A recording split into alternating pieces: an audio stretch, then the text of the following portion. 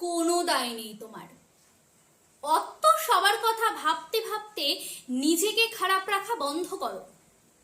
কেউ তোমাকে দুটো খারাপ কথা বললেই তা ভেবে ভেবে নিজেকে গুমড়ে মারার কোনো প্রয়োজন নেই। দরকারে কেয়ারলেস হও। প্রয়োজন নেই প্রতিবার তোমারই সবটা ঠিক করে নেওয়ার চেষ্টা করার।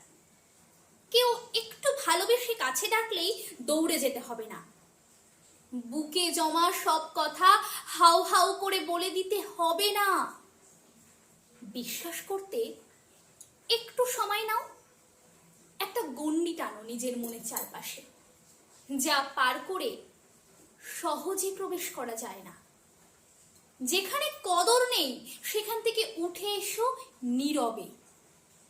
মিছে পিছুটানগুলো ঝেড়ে ফেলো। কিছু ছবি, কিছু মেসেজ মুছে ফেলো। ওঠো, অনেকটা দেরি হয়ে গেছে। এবার একটু নিজের দিকে তাকানো অভ্যেস করো।